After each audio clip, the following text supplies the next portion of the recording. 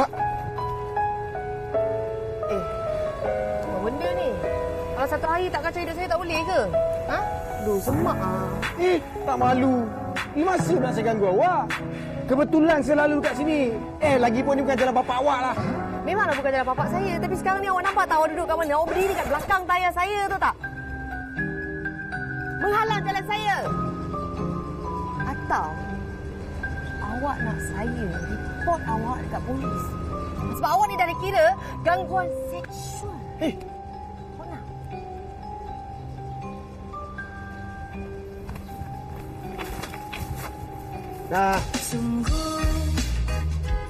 Ni kopi.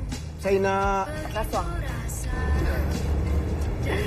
Patutlah muka awak cuak. Rupanya sumpahan saya dah menjadi. Ni, mulut sang kelembai. Gagaklah nak rasuah kopi RM15. Nak rasuah-rasuah duit. duit banyak cantiknya. Hei! Nak duit kerja lah. Macam minta orang.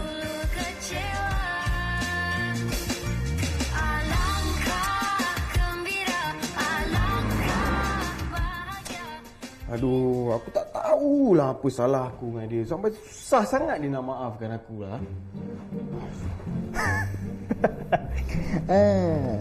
Memang kau belagak, Mek.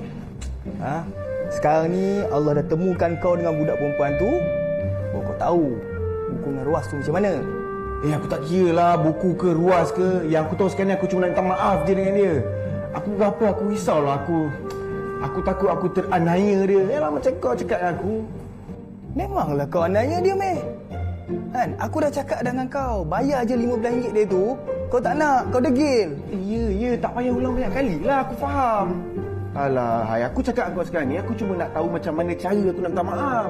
Bagi cadangan kan senang, ulang ni sama buat apa. Macam ni, Mek. Sebelum kau minta maaf dekat dia, kau kena tahu apa aktiviti dia dulu. Macam mana? Spy. Yelah, at least kau ikut dia 2-3 hari. Sekurang-kurangnya kau tahu dia pergi mana, dia sekolah kat mana, dia kawan dengan siapa, rumah dia kat mana. Tak nak lah aku. Gila apa kau ni? Buatnya dia nampak aku, nanti dia ingat aku pervert ataupun aku cuba nak apa-apakan dia. Tak nak lah. Cubalah bagi cadangan elok sikit. Allah, hai. Aduh, masalahnya kau kena buat sendiri, Mek. Aku ada cadangan. Apa kata engkau je yang jadi spy? Aku bayar engkau.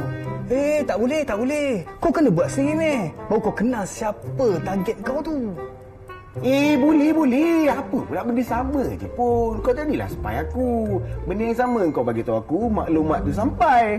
Apalah. Aku bayarlah engkau. Professional rate. Tak boleh. Ni bukan soal bayaran, Mek. Kau kena buat sendiri apa maklumat yang aku sampaikan dekat kau dan apa yang kau tengok, lain feel dia.